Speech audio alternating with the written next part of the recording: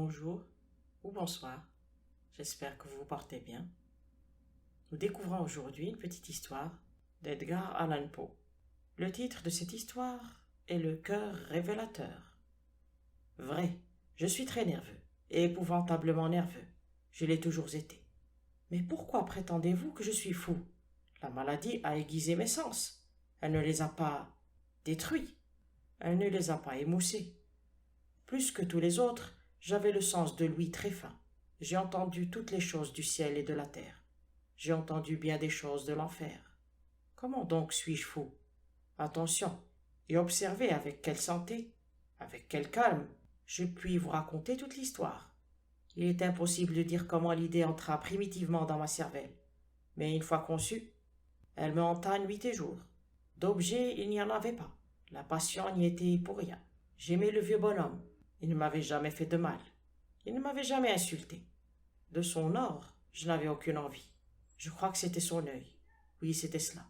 Un de ses yeux ressemblait à celui d'un vautour. Un œil bleu pâle avec une taie dessus. Chaque fois que cet œil tombait sur moi, mon sang se glaçait. Et ainsi, lentement, par degrés, je me mis en tête d'arracher la vie du vieillard, et par ce moyen, de me délivrer de l'œil à tout jamais. Maintenant, voici le hic. Vous me croyez fou. Les fous ne savent rien de rien. Mais si vous m'aviez vu, si vous aviez vu avec quelle sagesse je procédais, avec quelle précaution, avec quelle prévoyance, avec quelle dissimulation je me mis à l'œuvre, je ne fus jamais plus aimable pour le vieux que pendant la semaine entière qui précéda le meurtre. Et chaque nuit, vers minuit, je tournai le loquet de sa porte et je l'ouvrais. Oh, si doucement. Et alors, quand je l'avais sûrement entrebâillé pour ma tête, j'introduisais une lanterne sourde, bien fermée, ne laissant filtrer aucune lumière. Puis je passais la tête. Oh, vous auriez ri de voir avec quelle adresse je passais ma tête.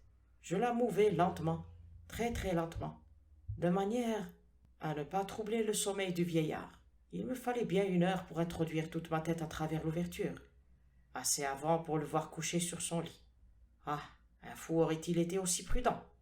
Et alors, quand ma tête était bien dans sa chambre, j'ouvrais la lanterne avec précaution. Oh, avec quelle précaution! Car la charnière criait. Je l'ouvrais juste pour qu'un filet imperceptible de lumière tombât sur l'œil du vautour. Et cela, je l'ai fait pendant 7 longues nuits, chaque nuit juste à minuit. Mais je trouvais toujours l'œil fermé, et ainsi il me fut impossible d'accomplir l'œuvre, car ce n'était pas le vieux qui me vexait, mais son mauvais œil. Et chaque matin, quand le jour paraissait, j'entrais hardiment dans sa chambre. Je lui parlais courageusement, l'appelant par son nom, d'un ton cordial et m'informant comment il allait. Ainsi, vous voyez qu'il eût été un vieillard bien profond en vérité. S'il avait soupçonné que chaque nuit, juste à minuit, je l'examinais pendant son sommeil. La 8e nuit, je mis encore plus de précautions à ouvrir la porte. La petite aiguille d'une montre se meut plus vite que ne faisait ma main. Jamais, avant cette nuit, je n'avais senti toute l'étendue de mes facultés, de ma sagacité. Je pouvais à peine contenir mes sensations de triomphe. Penser que j'étais là ouvrant la porte, petit à petit, et qu'il ne rêvait même pas de mes actions ou de mes pensées secrètes. À cette idée, je lâchai un petit rire, et peut-être l'entendit-il, car il remua soudainement sur son lit, comme s'il se réveillait.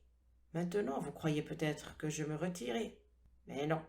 Sa chambre était aussi noire que de la poix, tant les ténèbres étaient épaisses, car les volets étaient soigneusement fermés de crainte des voleurs, et sachant qu'il ne pouvait pas voir l'entrebâillement de la porte, je continuai à le pousser davantage, toujours davantage.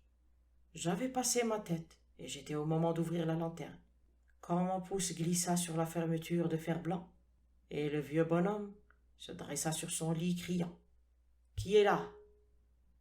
Je restai complètement immobile, et je ne dis rien. Pendant 1 heure entière, je ne remuai pas un muscle, et pendant tout ce temps, je ne l'entendis pas se recoucher. Il était toujours sur son séant, aux écoutes, juste comme j'avais fait pendant des nuits entières, écoutant les horloges de mort dans le mur. Mais voilà que j'entendis un faible gémissement, et je reconnus que c'était le gémissement d'une terreur mortelle. Ce n'était pas un gémissement de douleur ou de chagrin, oh non, c'était le bruit sourd et étouffé qui s'élève du fond d'une âme surchargée d'effroi. Je connaissais bien ce bruit, Bien des nuits. À minuit juste, pendant que le monde entier dormait, j'ai failli, de mon propre sein, creusant avec son terrible écho les terreurs qui me travaillaient. Je dis que je le connaissais bien. Je savais ce qui épouvantait le vieil homme, et j'avais pitié de lui. Quoique j'eusse le rire dans le cœur, je savais qu'il était resté éveillé depuis le premier bruit. Quand il s'était retourné dans son lit, ses craintes avaient toujours été grossissantes. Il avait tâché de se persuader qu'elles étaient sans cause, mais il n'avait pas pu. Il s'était dit à lui-même, ce n'est rien que le vent dans la cheminée. Ce n'est qu'une souris qui traverse le parquet, ou c'est simplement un grillon qui a poussé un cri. Oui, il s'était forcé de se fortifier avec ces hypothèses, mais tout cela avait été vain. Tout a été vain, parce que la mort qui s'approchait avait passé devant lui avec sa grande ombre noire, et qu'elle avait ainsi enveloppé sa victime, et c'était l'influence funèbre de l'ombre inaperçue qui lui faisait sentir, quoiqu'il ne vît et n'entendit rien, qu'il faisait sentir la présence de ma tête dans la chambre. Quand j'eus attendu un long temps, très patiemment, sans l'entendre se recoucher, je me résolus à entr'ouvrir un peu la lanterne, mais si peu que rien. Je l'ouvris donc, si furtivement que vous ne sauriez imaginer, jusqu'à ce qu'enfin un seul rayon pâle, comme un fil d'araignée, s'élança de la fente et s'abattit sur l'œil de vautour. Il était ouvert, tout grand ouvert, et j'entrai en fureur aussitôt que je le regardai. Je le vis avec une parfaite netteté, tout entier d'un bleu terne et recouvert d'un voile hideux qui glaçait la voile de maison. Mais je ne pouvais voir que cela de la face ou de la personne du vieillard, car j'avais dirigé le rayon, comme par instinct, précisément sur la place maudite. Et maintenant, ne vous ai-je pas dit que ce que vous preniez pour de la folie n'est qu'une hyperacuité des sens? Maintenant, je vous le dis, un bruit sourd étouffé, fréquent vint à mes oreilles, semblable à celui que fait une montre enveloppée dans du coton. Ce son-là, je le reconnus aussi. C'était le battement du cœur du vieux. Il accrut ma fureur, comme le battement du tambour exaspère le courage du soldat. Mais je me contins encore, et je restai sans bouger. Je respirais à peine. Je tenais la lanterne immobile. Je m'appliquais à maintenir le rayon droit sur l'œil. En même temps, la charge infernale du cœur battait plus fort. Elle devenait de plus en plus précipitée, et à chaque instant de plus en plus haute. La terreur du vieillard devait être extrême.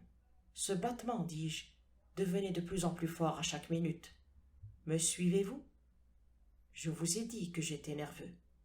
Je le suis en effet. Et maintenant, en plein cœur de la nuit, parmi le silence redoutable de cette vieille maison, un si étrange bruit jeta en moi une terreur irrésistible. Pendant quelques minutes encore, je me contins et restai calme. Mais les battements devenaient de plus en plus forts, toujours plus forts. Je croyais que le cœur allait crever. Et voilà qu'une nouvelle angoisse s'empara de moi. Le bruit pouvait être entendu par un voisin. L'heure du vieillard était venue. Avec un grand hurlement, j'ouvris brusquement la lanterne et m'élançai dans la chambre. Il ne poussa qu'un cri, un seul. En un instant, je le précipitai sur le parquet et je renversai sur lui tout le poids écrasant du lit. Alors je souris avec bonheur, voyant ma besogne fort avancée. Mais pendant quelques minutes, le cœur battit avec un son voilé. Cela toutefois ne me tourmenta pas. On ne pouvait l'entendre à travers le mur. À la longue, il cessa. Le vieux était mort. Je relevai le lit et j'examinai le corps. Oui, il était raide mort. Je plaçai ma main sur le cœur et l'y maintins plusieurs minutes. Aucune pulsation. Il était raide mort. Son œil désormais ne me tourmenterait plus. Si vous persistez à me croire faux, cette croyance s'évanouira quand je vous décrirai les sages précautions que j'employais pour dissimuler le cadavre. La nuit avançait et je travaillais vivement, mais en silence. Je coupais la tête, puis les bras, puis les jambes. Puis j'arrachai 3 planches du parquet de la chambre et je déposai le tout entre les voliges. Puis je replaçai les feuilles si habilement, si adroitement, qu'aucun œil humain, pas même le sien, n'aurait pu y découvrir quelque chose de louche. Et il n'y avait rien à laver, pas une souillure, pas une tache de sang. J'avais été trop bien avisé pour cela. Un baquet avait tout absorbé.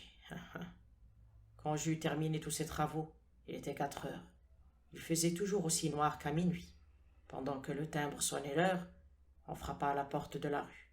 Je descendis pour ouvrir avec un cœur léger, car qu'avais-je à craindre maintenant? 3 hommes entrèrent et se présentèrent avec une parfaite suavité, comme des officiers de police. Un cri avait été entendu par un voisin pendant la nuit. Cela avait éveillé le soupçon de quelque mauvais coup. Une dénonciation avait été transmise au bureau de police, et ces messieurs, les officiers, avaient été envoyés pour visiter les lieux. Je souris, car qu'avais-je à craindre? Je souhaitais la bienvenue à ces gentlemen. Le cri, dis-je, c'était moi qui l'avais poussé dans un rêve. Le vieux bonhomme, ajoutai-je, était en voyage dans le pays. Je promenais mes visiteurs dans toute la maison. Je les invitais à chercher, à bien chercher. À la fin, je les conduisis dans sa chambre. Je leur montrai ses trésors, en parfaite sûreté, parfaitement en ordre. Dans l'enthousiasme de ma confiance, j'apportai des sièges dans la chambre et les priai de s'y reposer de leur fatigue, tandis que moi-même, avec la folle audace d'un triomphe parfait, j'installai ma propre chaise sur l'endroit même qui recouvrait le corps de la victime. Les officiers étaient satisfaits. Mes manières les avaient convaincus. Je me sentais singulièrement à l'aise. Ils s'assirent et ils causèrent de choses familières auxquelles je répondis gaiement. Mais au bout de peu de temps, je sentis que je devenais pâle et je souhaitais leur départ. Ma tête me faisait mal et il me semblait que les oreilles me tintaient. Mais ils restaient toujours assis et toujours ils causaient. Le tintement devint plus distinct et persistant et devint encore plus distinct. Je bavardai plus abondamment pour me débarrasser de cette sensation, mais elle tint bon et prit un caractère tout à fait décidé, tant qu'à la fin, je découvris que le bruit n'était pas dans mes oreilles. Sans doute je devins alors très pâle, mais je bavardai encore plus couramment et en haussant la voix. Le son augmentait toujours, et que pouvais-je faire? C'était un bruit sourd, étouffé et fréquent, ressemblant beaucoup à ce que ferait une montre enveloppée dans du coton. Je respirai laborieusement. Les officiels n'entendaient pas encore. Je causais plus vite, avec plus de véhémence, mais le bruit croissait incessamment. Je me levai et je disputai sur des niaiseries, dans un diapason très élevé, et avec une violente gesticulation. Mais le bruit montait toujours. Pourquoi ne voulait-il pas s'en aller? J'arpentai çà et là le plancher lourdement, et à grands pas, comme exaspéré par les observations de mes contradicteurs. Mais le bruit croissait régulièrement. Ô Dieu, que pouvais-je faire? J'écumais, je battais la campagne, je jurais, j'agitais la chaise sur laquelle j'étais assis, et je la faisais crier sur le parquet. Mais le bruit dominait toujours, et croissait indéfiniment, et devenait plus fort, toujours plus fort, et toujours les hommes causaient, plaisantaient et souriaient. Était-il possible qu'ils n'entendissent pas? Dieu Tout-Puissant! Non, non, ils entendaient, ils soupçonnaient, ils savaient, ils se faisaient un amusement de mon effroi. Je le crus et je le crois encore, mais n'importe quoi était plus tolérable que cette dérision. Je ne pouvais pas supporter plus longtemps ces hypocrites sourires. Je sentis qu'il fallait crier ou mourir. Et maintenant encore, l'entendez-vous? Écoutez plus haut, toujours plus haut, toujours plus haut. Misérable, m'écriai-je, ne dissimulez pas plus longtemps. J'avoue la chose. Arrachez ces planches. C'est là, c'est le battement de son affreux cœur. Fin.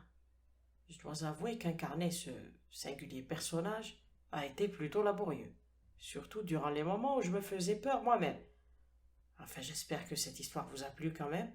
Je vous donne rendez-vous très bientôt pour d'autres histoires. En attendant, prenez bien soin de vous. Au revoir et merci.